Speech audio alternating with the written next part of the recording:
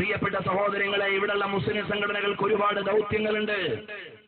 ഏതെങ്കിലും സംഘടനകൾ നല്ല കാര്യങ്ങൾ ചെയ്യുമ്പോൾ അതിനെതിരെ തിരിയുകയല്ല, മറിച്ച് സ്വന്തമായി നല്ല കാര്യം ചെയ്യാൻ ശ്രമിക്കണം.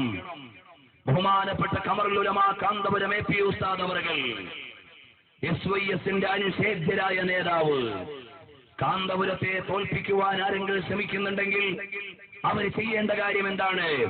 കാന്തപുരം ചെയ്യുന്നതിനേക്കാൾ കൂടുതൽ സേവനങ്ങൾ ചെയ്തു കൊടുക്കണം. അവിടെയാണ് തോൽപ്പിക്കലുണ്ടാവുക. ഇവിടെ ഏതെങ്കിലും ഒരു പ്രസ്ഥാനത്തെ അടച്ചേക്ഷേപിക്കാനല്ല, ആദർശപരമായി എതിരുള്ള മുഴുവൻ ആളുകളെയും പ്രാമാണികമായി ഖണ്ഡിക്കാൻ ശൈഖുനാ കാന്തപുരം ഉസ്താദ് ലോകത്തെവിടെയും തയ്യാറായിട്ടുണ്ട്. കേവലമായ ഒരു സംഘടനാപരമായ സങ്കുചിതത്വത്തിലല്ല കാന്തപുരം ഉസ്താദ് അവർ മുന്നോട്ട് പോകുന്നത്. പക്ഷേ ആദർശപരമായ വീര്യതയിൽ നിന്നുകൊണ്ട് 10,000-കണക്കിന് അനാഥ മക്കളെ സംരക്ഷിക്കുന്ന മഹാനായ ഒരു പണ്ഡിതൻ മാത്രമല്ല, ലോകരാഷ്ട്രങ്ങൾ മുഴുവനും വിലാസം നേടി മുന്നോട്ട് പോകുന്നവർ കാരാളിമുക്കിന്റെ ഇട്ടാവട്ടത്തിൽ നിന്ന് കാന്തപുരം ഉസ്താദിനെ വായിക്കാൻ ശ്രമിക്കാതെ മോനെ വെസ്റ്റ് ബംഗാളിലേക്ക് പോയി നോക്കൂ. കാന്തപുരം ഉസ്താദ് ഉണ്ടാക്കിയ ദശക്കണക്കിന് പള്ളികൾ മിനാരമുയർത്തി മാനത്തിന് ചുംബനം കൊടുത്തു നിൽക്കുന്നുണ്ട്.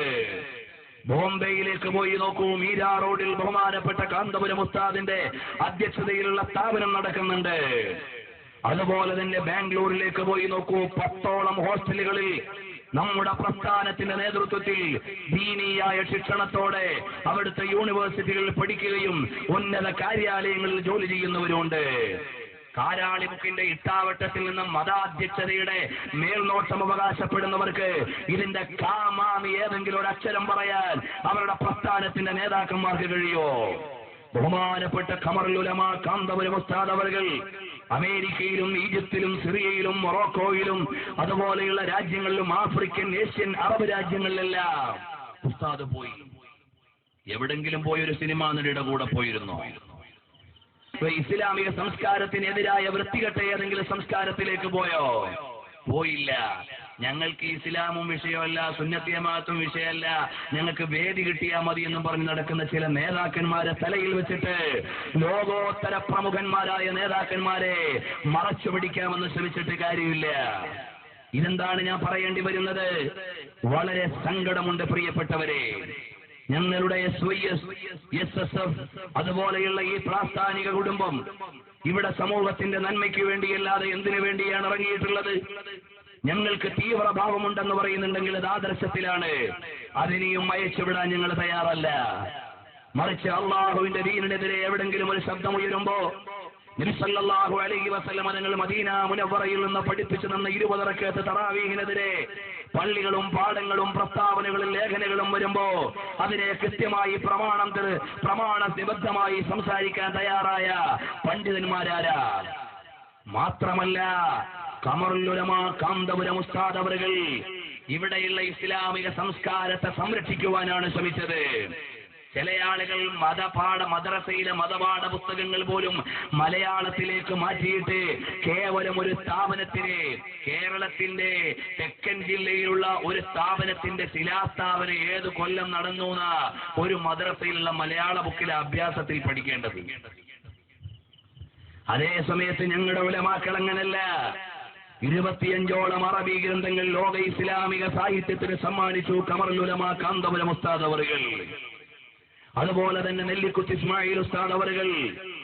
ലോകപ്രസിദ്ധമായി തന്നെ ശാഫഈ പണ്ഡിതന്മാർ മിസ്കാത്തുൽ മസാബിഹിനെതിരെ പ്രമുഖമായ ശറഹുകളിലൊന്നായി, വ്യാഖ്യാനങ്ങളിലൊന്നായി നെല്ലിക്കുത്ത് ഉസ്താദ് അവറുകളുടെ മിർആത്തുൽ മഫാത്തിഹ് എന്ന ഗ്രന്ഥം 8 വാള്യമുള്ള ഗ്രന്ഥമാണ്.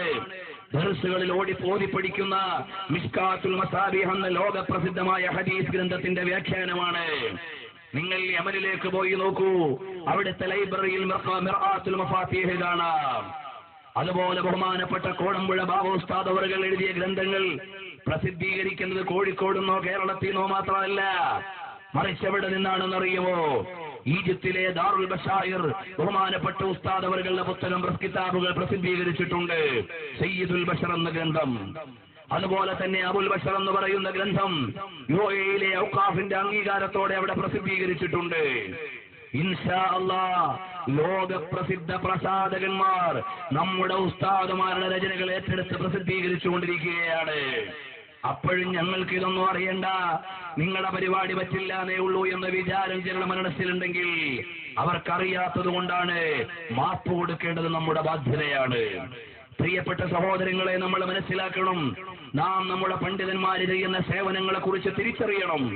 മഹാന്മാരായ നമ്മുടെ ഉസ്താദുമാര് വീട്ടിലിരുന്ന് വിശ്രമിക്കുകയല്ല, കേവലം ഒരു പള്ളിയുടെ മിമ്പറും മെഹ്റാബുമായി മാത്രം ബന്ധപ്പെട്ടുകൊണ്ട് നിൽക്കുകയല്ല.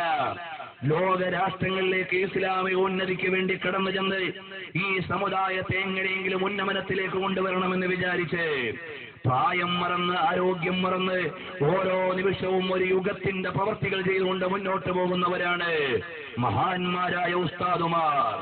അതുകൊണ്ട് നമ്മുടെ ഈ പ്രാസ്ഥാനിക കുടുംബം ഇവിടെ ചെയ്തുകൊണ്ടിരിക്കുന്ന സേവനം എന്താണ്? ഖമറുൽ ഉലമാ കാന്തപുരം ഉസ്താദ് അവറുകൾ ഈ രാജ്യത്തിന്റെ നിയമങ്ങൾ മാനിച്ചുകൊണ്ട് മുന്നോട്ട് പോകുന്നു.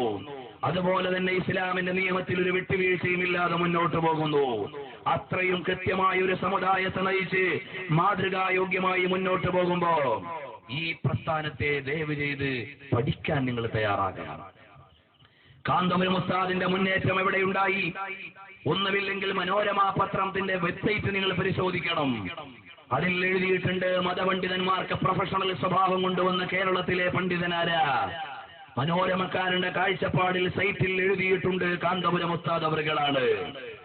ഒരു രാഷ്ട്രീയ പ്രസ്ഥാനത്തിന്റെയും ഭാഗം ചേരാതെ രാഷ്ട്രീയ ഭരണാധികാരികളുടെ മുമ്പിൽ പോയി ഇസ്ലാമിന് വേണ്ടി ആവശ്യങ്ങൾ ഉന്നയിക്കാൻ, അതുപോലെ ഈ സമുദായത്തിന്റെ ആവശ്യങ്ങൾ ഉന്നയിക്കാൻ മുന്നോട്ട് വരുന്ന ഒരു പ്രസ്ഥാന നായകൻ ആരാണുള്ളത്? വേറെ ഇതുപോലെ കണിശമായ കാൽവെപ്പിലൂടെ വ്യക്തമായ സംഘടനാ ചിട്ടയിലൂടെ മുന്നോട്ട് പോകുമ്പോ പ്രിയപ്പെട്ട ചെറുപ്പക്കാരെ, നാം ആരെയും ആക്ഷേപിക്കേണ്ടവരല്ല, നാം ആരുടെയും കുറ്റവും കുറവും നോക്കേണ്ടവരല്ല.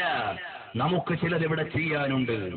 നമുക്ക് ചെയ്യാനുള്ളത് വേറെ പ്രസ്ഥാനത്തിന്റെ ന്യൂനത നോക്കലല്ല, നമുക്ക് ഈ യുഗത്തെ മാറ്റി എഴുതേണ്ടവരാണ്. ചെറുപ്പക്കാരെ, നമുക്ക് ചിലത് ഇവിടെ നടപ്പിലാക്കേണ്ടതുണ്ട്.